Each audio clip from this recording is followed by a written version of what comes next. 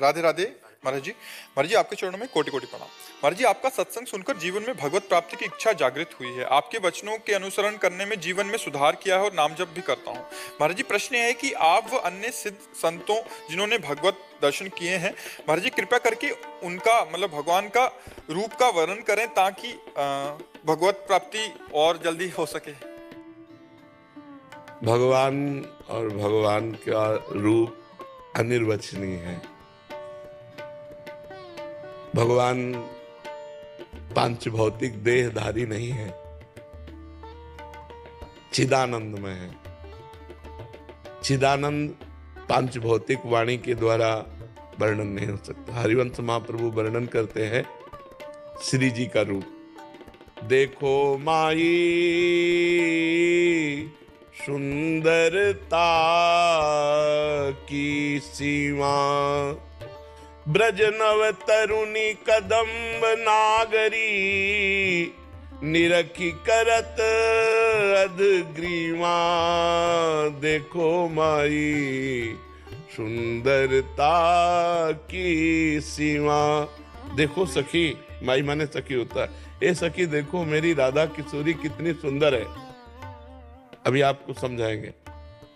ब्रज की जितनी सुंदरियां हैं, एक जो ब्रज सुंदरी है वो इतनी सुंदर है, लक्ष्मी कोटि विलक्ष लक्षण लसन लीला किशोरी सतई, राधाध्यम ब्रज मंडलेति मधुरम राधा विदानम परम। करोड़ लक्ष्मी मूर्छित हो जाए ऐसी ब्रज सुंदरी है। और ऐसी ब्रज सुंदरियां हमारी श्री जी को देखकर ग्रीवा झुका लेती है। और ऐसी श्री जी के जब रूप का वर्णन करने के लिए कोशिश की तो आगे कहा, जो को कोटि कलप लगी जीवे, रसना कोटिक पावे, तऊ रुचिर बदनार बिंद की, शोभा कहत न आवे। देखो माई सुंदरता की सीमा। अगर कोई करोड़ कल्प तक जिए और करोड़ों रसना हो तो भी प्रियाजू के रूप का वर्णन करने में नहीं आ सकता। जो कुछ वर्णन किया गया वो बाहरी वाणी का केवल स्वरूप है। जिन नेत्रों ने देखा इनकी वाणी नहीं, और जो वाणी बोल रही उसने देखा नहीं, इसलिए अधूरा ही रूप रहता है। सही रूप का परिचय नाम कराता है। जैसे आप राधा राधा राधा राधा जपेंगे तो जो राधा रूप आएगा, जो कृष्ण कृष्ण जपने से कृष्ण रूप आएगा, वही आज तक कोई ऐसा रूप ही नहीं। जैसे हम मानते हैं ये रूप है प्रभु का, मानते हैं, लेकिन एक कागज पर एक चित्रकार की भावना, एक प्राकृतिक स्याही के द्वारा वो रूप रंग दे दिया गया। क्या श्री कृष्ण का रूप, श्री हरि का रूप, कोई ऐसी स्याही आज तक प्रकृति में बनी है जो श्री कृष्ण के श्याम रंग का अवलोकन करा दे? सच्चिदानंद रूपाय, भगवान कैसे? सच्चिदानंद। और ये रंग कैसा है? प्राकृतिक। तो सच्चित आनंद का प्राकृतिक रंग हो ही नहीं सकता। प्राकृतिक चित्र की कल्पना करके जिसने चित्र लिखा उसने भगवत साक्षात्कार नहीं किया। वो एक भावना करता है। कैसी भावना करता है? भगवान मोर मुकुट बरहा पीडम, मोर मुकुट धारण किए, नटवर वपुहु कर्णयो कर्णिकारम, कर्णकार के पुष्प कानों में खोसे हुए, ललित त्रिभंगे, अधरों पर मुरली है, सर पर मोर मुकुट है। वो अपनी भावना में बनाता चला जा रहा है, लेकिन उसने देखा नहीं है। जो श्याम की श्यामता, ऐसी कोई स्याही ही नहीं पैदा हुई जो श्याम रंग, चिदानंद रंग की। भगवान के नेत्र कैसे? बोले कमल जैसे, अरविंदाक्ष। भगवान को कहा गया अरविंद भगवान नेत्र। अब क्या कमल देखने से भगवान के नेत्रों को? एक बार जिसने भगवान के नेत्र देखा तो मोहन बस गए मेरे मन में, लोक लाज कुल कान छूट गई या की नेह लगन में। मोहन बिक गए, जिन्होंने देखा बड़े बड़े परमहंस बिक गए। जो रूप रस गंध शब्द स्पर्श विजयी महात्मा वो बिक गए ऐसे भगवान का। तो कमल देखने से क्या भगवान के नेत्रों को देख लिया? नहीं देखा। भगवान के रंग की बात आती है, लेके की कंठाव नीलम, जैसे मोर के गले की नीलिमा, ऐसे तो क्या भगवान को देख लिया? तो भगवान का रूप अनिर्वचनीय है।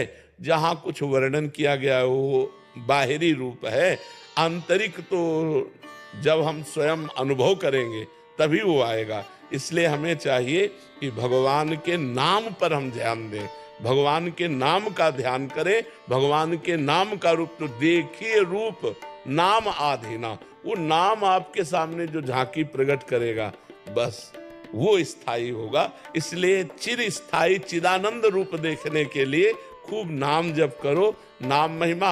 और शास्त्रों में भगवान की लीलाएं वर्णन की गई, उनको खूब पढ़ो, ध्यान से सुनो, तो हमारी भगवान की कृपा से भगवान में रति हो जाएगी। अब जैसे अपने जो मानस पटल पर, तो जैसे आप अपना बैंक बैलेंस किसी के सामने नहीं रखेंगे, अगर है नहीं तो फर्राटे मान के 10-20 हजार की गड्डी निकालने की कोशिश करेंगे। लेकिन यदि आप अरबपति खरबपति हैं तो आप कोशिश करेंगे कि 2 रुपया 5 रुपया वाली कोई जाने ना कि करोड़पति है। तो जो रूप हमारे मानस पटल पर है, जिसकी आराधना करके हम जीवित हैं, वो हमारी सामर्थ्य नहीं कि हम आपको बता सके।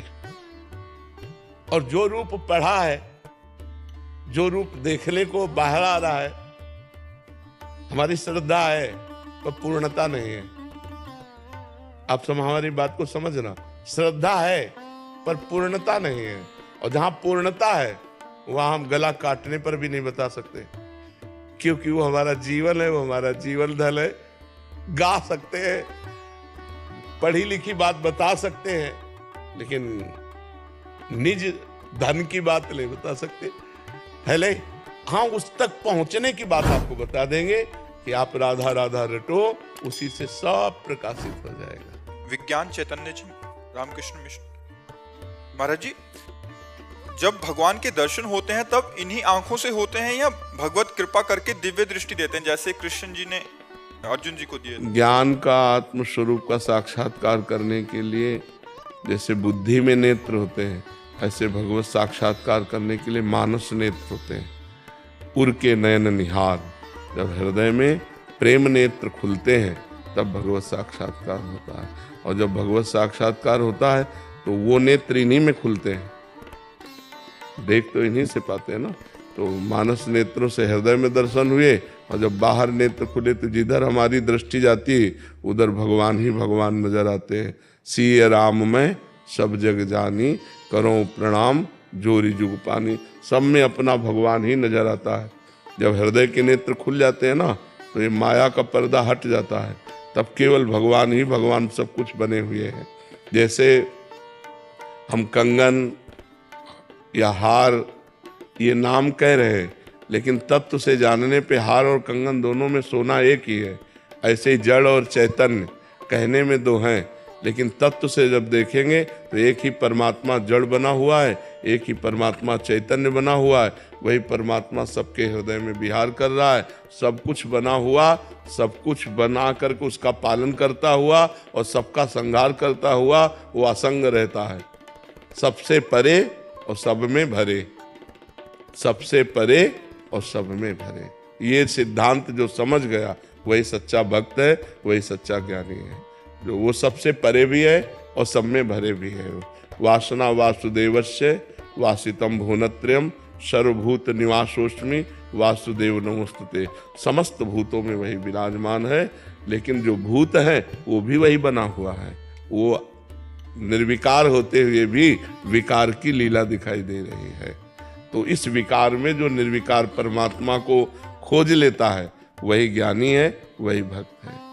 राधे राधे महाराज जी। महाराज जी, क्या भजन सुनना और गुनगुनाना भी नाम जप के अंतर्गत आता है? हाँ, आएगा आएगा। और फल बराबर मिलेगा? हाँ, अगर वो भगवान नाम से युक्त भजन है, भगवान नाम से युक्त, अब इधर उधर की बातें तो नहीं है, जिसमें भगवान की महिमा है और भगवान के नाम जप है, अगर वो गुनगुना रहे तो भगवान नाम कीर्तन ही माना जाएगा। कीर्तन और जप का एक ही फल होता है। मैं गाड़ी चलाते में या बैठ में काम करते में उसको हम सुनते रहते हैं गुनगुनाते हुए। बिल्कुल, हाँ बिल्कुल ठीक ही है, बिल्कुल। महाराज जी कह रहे हैं कि ये पेशे से एक पत्रकार हैं। महाराज जी जिन खबरों में इनको काम मिलता है उनमें भ्रष्टाचार, चोरी जैसे कई चीज़ों को उजागर करना पड़ता है। इन बातों को तथ्यों के साथ उजागर करता हूँ। कई बार कार्रवाई हो जाती है लोगों पे जिनके खिलाफ किया होता है, वो सस्पेंड हो जाते हैं, जेल हो जाती है। जब कार्रवाई होती है तो लोग मेरे को कोसते हैं, गाली देते हैं। ऐसे में मेरे जीवन और परिवार में कोई इसका असर तो कोई नहीं अंतर नहीं आने वाला। काम करता रहूँ यहाँ? हाँ, काम करते रहना चाहिए और बिल्कुल कठोर रहना चाहिए। हाँ, ये जरूर है कि अपनी किसी वासनावश किसी को नीचा दिखाना वो आपके लिए हानिकारक हो जाएगा।